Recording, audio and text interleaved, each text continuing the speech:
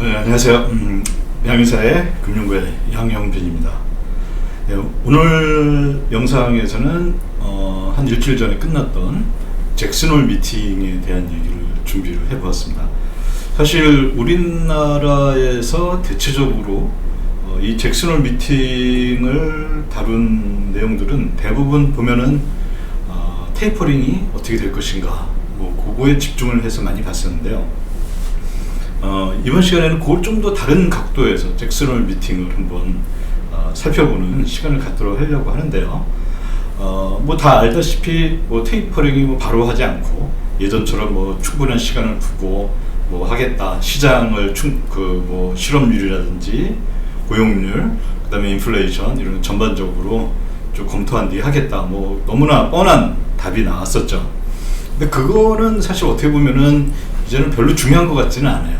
때가 되면은 알아서 할 것 같은데, 오히려 제가 주목한 거는 뭐냐면은 잭슨홀 미팅을 보면은 이렇게 파월 연준 의장이 나와서 연설을 하는 게 있고요. 그 다음에 이제 중요한 것들이 나오는데요. 심포지움이라고 해서 전 세계에서 이제 굉장히 잘 나가는 경제학자들이 큰 여러 종류의 이제 그 중요한 주제를 가지고서 논문을 발표하는 시간을 갖습니다. 그러면은 이제 잭슨홀 미팅은 1년에 한 번씩 열리는데요. 이게 1978년도부터 시작을 했어요. 그러니까 대략 지금 올해 21년이니까 44번째 잭슨홀 미팅이 있었는데요. 보면은 항상 잭슨홀 미팅하고 옆에 제목이 들어가요. 그건 뭐냐면 이번 잭슨홀 미팅에서의 주제는, 우리가 향후 끌고 나가야 될 주제는 무엇이다 하고서 이제 주제 발표를 하는데요. 그게 이제 재밌는 게 그동안 44번의 이 잭슨홀 미팅에서 불평등의 문제가 제기된 적이 이번 포함하고 1998년 딱 2번 있었습니다. 그래서 98년에 그걸 보면은 Income Inequality Issues and Policy Options, 소득 불평등의 문제와 그리고 여러 가지 정책 옵션들 한데, 98년에 있었던 그 인컴 이니퀄리티, 소득 불평등의 문제는 어떻게 보면은 예를 들어 상위 10%, 하위 50% 이런 문제보다도 빈곤에 대한 문제였어요. 그러니까 절대 빈곤, 그 당시만 하더라도 이게 벌써 23년 전이니까요. 절대 빈곤층이 많이 있었죠. 그런데 그게 이제 점점 그동안에 자본주의 사회가 발전하면서 절대 빈곤층이 굉장히 줄어들었는데, 소득 불평등의 98년 거는 소득 불평등에 초점을 맞추긴 했지만은 그거보다는 오히려 빈곤 문제에 이제 집중했던 그런 거였고요. 근데 2021년에서 올해 있었던, 지난주 있었던 거기서 그 심포지움의 제목은 뭐냐면은, 제목은 훨씬 더 부드러워졌어요. Macroeconomic Policy, 이 거시 경제 정책인데요. In an uneven economy, 불균등한 경제에서의 이 거시정책, 이렇게 거시경제 정책 이렇게 했는데, 불균등하다는 것이 이게 바로 이니퀄리티, 즉 불평등성을 말하는 겁니다. 제목은 훨씬 더 이렇게 뭐라고 해야 되나요? 완화되었지만 사실 내용은 훨씬 더 이전에 어떤 것보다도 좀 더 본질에 다가가는 그런 모습을 보여주는데요. 요거 앞에 7월에, 올해입니다. 올해 7월에 BIS라는 데 있죠. 국제 결제은행이라는 데가 있었는데요. 국제결제은행은 자기들은 중앙은행의 은행이다, 중앙은행의 중앙은행이다 이렇게 부르셨지만은 사실 현재에서 그런 역할은 거의 없어지고요. 이게 1930년대 생긴 그런 은행인데요. 그 당시에는 이제 그런 역할을 좀 했지만은 지금은 그런 역할이 거의 없어졌고, 이제 주로 정책 제안들 이런 것들을 많이 하는데요. 여기서도 이미 거의 한 달 전에 뭘 발표했냐면은, 이 통화 정책을 함으로써 이게 분배 문제에 어떤 영향을 미치느냐, 즉 불평등에 어떠한 영향을 미치느냐, 요 내용이 먼저 있었습니다. 그러면 우리는 그 BIS 보고서는 또 어떤 내용이 담고 있었고, 그 다음에 이번 또 잭슨홀 미팅에서의 이 불평등에 관한 문제는 어떤 내용을 담고 있었는지 한번 차근차근 살펴보도록 하겠습니다. 먼저 여기 BIS 보고서는 제가 우리 타임라인에 그 URL을 다 해놨으니까요. 거기 한번 보시면은 여기 있는 내용들을 확인할 수가 있는데요. 재밌는 게 이제 각국의 중앙은행들이 그 불평등에 대해서 얼마나 많이 그거에 대해서 이제 언급을 하고 그 문제를 해결하려고 해결할 수는 없지만 어쨌든 그 문제에 대한 이제 중요성을 부각했는가 그거를 이렇게 퍼센트로 나타냈는데요. 이제 중요한 주제가 된 것들을 퍼센트로 나타냈는데 보시다시피 2000년대 초반 2000년대까지는 그렇게 큰 횟수가 없었어요. 뭐 많아야 한 3% 정도 이렇게 되고요. 여기 참 여기 이 무슨 색이라 해야 되나 이거 빨간색이라고 할까요? 빨간색 파란색으로 되는데 빨간색은 그 선진국가의 중앙은행이고 위에 파란색은 그 이머징 그러니까 그 개발도상국들의 중앙은행에서 그 불평등에 대해서 얘기를 한 건데요. 보시면은 2016년 이후에 보면은 굉장히 많이 거의 10%에 육박하는 그런 비율로 불평등에 대해서 굉장히 많이 얘기하고 있음을 알 수가 있습니다. 경제학자들이 이렇게 먼 나라에 사는 건 아니고요. 굉장히 우리의 실생활에 대해서 굉장히 그 관심을 갖고 그걸 어떻게 해결할 것인가 그거에 대한 고민들 많이 하고 있음을 엿볼 수 있죠. 이 BIS에 나와 있는 이거는 그 BIS 제가 이제 그 밑에 그 URL에 보면 5쪽에 나와 있는 건데요. BIS는 이제 이렇게 시작합니다. 전체적으로 진위계수의 전 세계 진위계수는 어떻게 이게 그 발전이 되었나 그걸 보는 건데 진위계수가 지난번에도 제가 말씀드렸듯이 높으면 굉장히 저거죠 그 불평등한 거고 진위계수가 낮으면 굉장히 그 평등에 좀 가까운 건데요. 이 밑에 빨간색이 선진국가들의 진위계수입니다. 50% 뭐 전체를 통틀어서 한 거니까요. 그 다음에 위에 파란 것은 이머징 마켓의 그 진위계수입니다. 굉장히 높아지고 있으면 우리가 계속 이 진위계수가 올라가고 있다. 즉 소득의 불평등이 계속 심화되고 있다라는 걸 알 수가 있죠. 그 다음에 진위계수에서 여기 또 재밌는 걸 해줬는데요. 2차 분배 후, 즉 제가 지난번에 고용 그 중국의 그 최근에 이제 크게 정책이 바뀌었는데 선불원에서 공동 부유론으로 바뀌었는데 그럼 공동 부유론으로 갔을 때는 크게 세 가지가 필요하다고 그랬었죠. 1차 분배, 2차 분배, 3차 분배. 물론 1차 분배가 제일 중요한 거고요. 그런데 중국에서는 여러 가지 또 해볼 만한 것들이 제가 뭐에 대해서 말씀드렸냐면 2차 분배가 굉장히 잘 작동하지 않고 있다. 따라서 2차 분배에서도 굉장한 이제 정책적인 도구들을 충분히 정책을 펼 수가 있다. 그렇게 말씀을 드렸었는데요.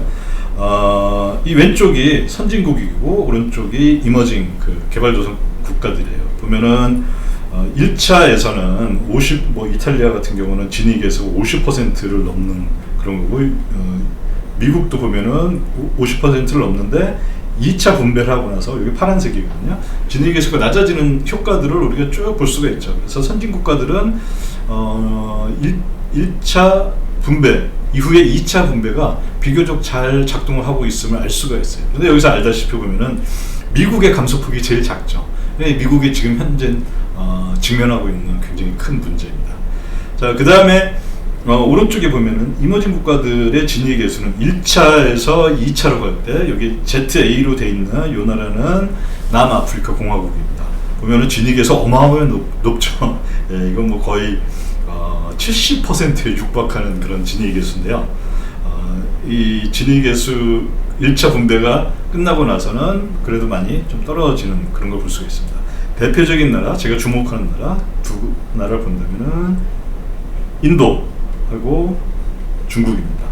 1차 진위계수가 굉장히 높은데 1차 분배 이후에 2차 분배 이후에 진위계수가 낮아지긴 해요.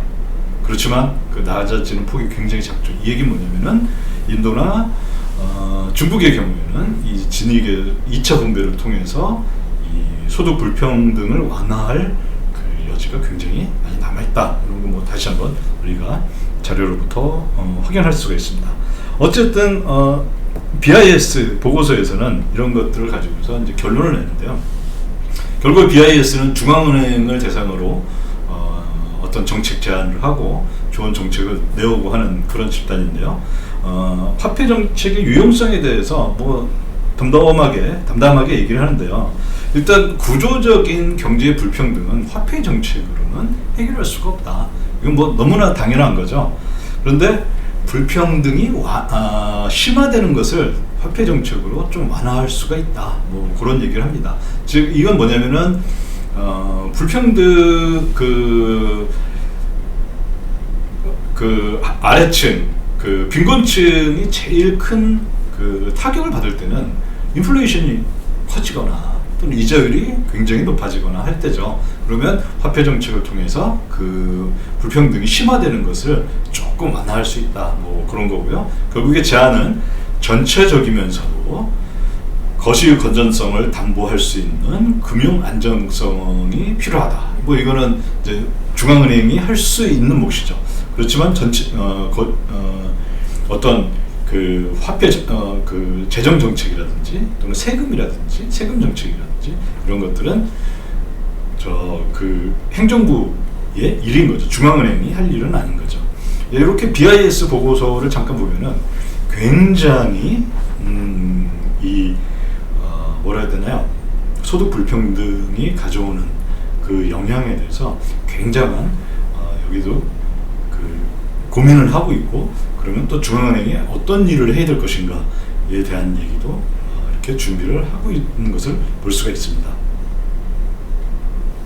네, 그러면은 이제 우리가 BIS 보고서에 대해서 봤으니까요. 이번 잭슨홀 미팅의 보고서에서 이제 제일 핫하다 그래야 되나요? 굉장히 이 트위터나 이런 데서 이제 굉장히 이제 서로 논의가 많이 이루어지는 것 중에 하나가 뭐냐면은 수피라는 사람이 쓴 보고서인데요. 이분이 이제 한 것은 뭐냐면은 결국에 이제 이 현재 이자율이 굉장히 낮죠. 지금 차트를 보면요. 여기 이제 뭐 R스타라 그랬는데 뭐 R스타가 뭐냐? R하고 이렇게 스타 표시를 했는데요.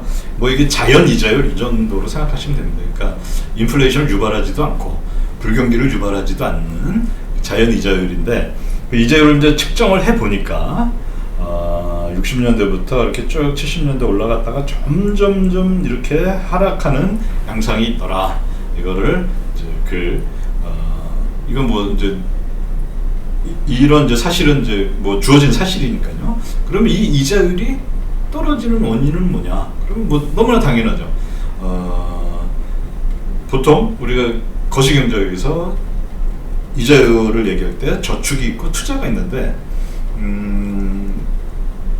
저축이 많아지거나 즉 투자하는 것에 비해서 많아지면은 결국에 이 자금이 많아지니까 이자율이 싸지겠죠. 예, 그런 것을 의미합니다. 즉 저축이 증가해서 이거는 투자에 대한 저축의 증가입니다. 그러니까 저축도 증가하는데 투자도 증가하면은 이자율에 변화가 없겠죠. 이건 상대적인 증가를 의미하는데요. 어쨌든 저축이 상대적으로 투자에 비해서 상대적으로 증가하니까 이자율이 점점 낮아진다. 이렇게 우리가 그 원인을 찾을 수가 있겠죠.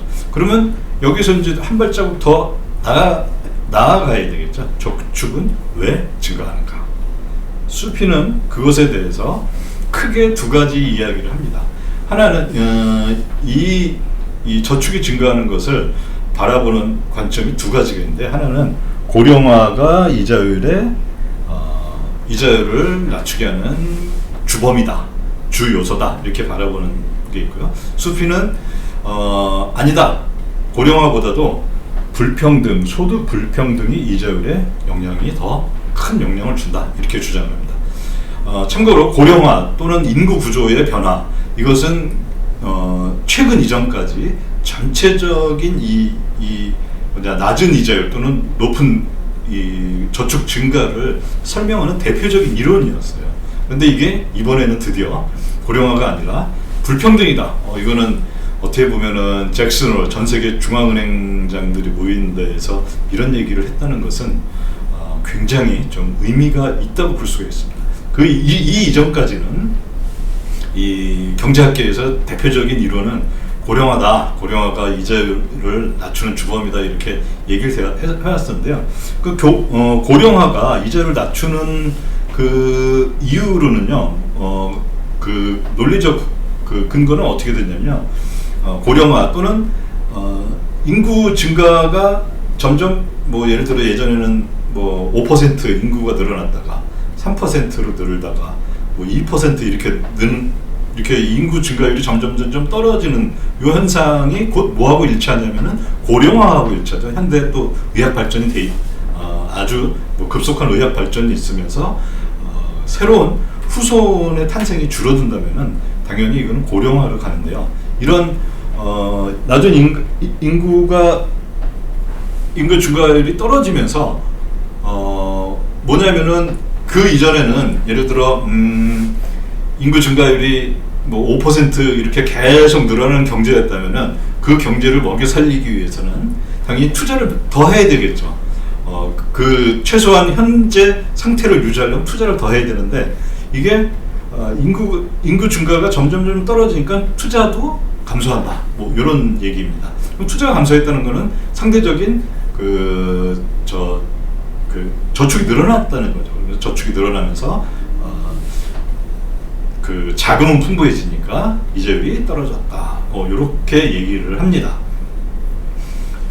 그 다음에 불평등이 이자율에 영향이 더 크다라고 말하는 이 수피의 그 이론은 뭐냐면 아주 간단해요. 부유할수록 저축 성향이 매우 높다. 요 기본적인 아이디어에서 출발합니다. 그리고 부의 불평등이 그동안 역사적으로 봤을 때 최근 한 30-40년간 부의 불평등이 지속적으로 강화되어 있기 때문에 이거는 돈 많은 사람들은 저축 성향이 높기 때문에 그 이자율을 낮추는 그런 결과를 가져왔다. 이렇게 얘기를 하는데 그러면서 여러 가지 이제 뭐 복잡한 수식도 나오는데 우리는 뭐 그런 것까지 다 알 필요는 없고요. 그 중요한 그래프들을 통해서 그 논문에 나와 있는 그래프들을 통해서 한번 보도록 하겠습니다. 이 논문의 URL도 제가 밑에 그 타임라인에 해놨으니까요. 거기 보시면은 그 논문의 17쪽을 보면요, 아주 좋은 이제 데이터가 하나 나오는데요. 이 왼쪽에 있는 것은 상위 10%입니다. 상위 10% 소득이 전체에서 차지하는 비율이 어떻게 됐느냐. 대략 70년대 한 30%까지 떨어졌다가 뭐 32에서 30%라고 하죠. 그러면서 지금 45%까지 어마어마한 성장을 이뤄냈어요. 상위 10%가 전체 소득에서 차지하는 비율입니다. 자, 그 다음에 이거는 이제 불평등을 보는 거죠. 소득 불평등을 보는 거고요.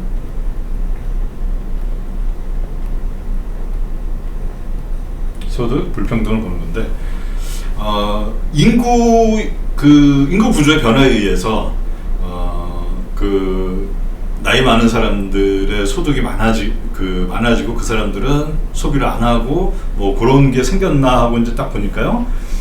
1960년대 이 45세에서 64세 이상 요 그룹에서 보니까 뭐 줄었다가 늘어나는데 여전히 45% 정도를 뭐 유지하고 있다. 요 얘기는 뭐냐면은 어떻게 보면은 그 인구 구조의 변화에 의해서라기보다는 소득 불평등이 왼쪽의 영향이 더 크다. 이것을 이 그래프가 아주 쉽게 보여주면 알 수가 있고요. 그럼 구체적으로 또 한번 비교를 해봤어요. 소득에 따른 저축률이 어떻게 되는지요.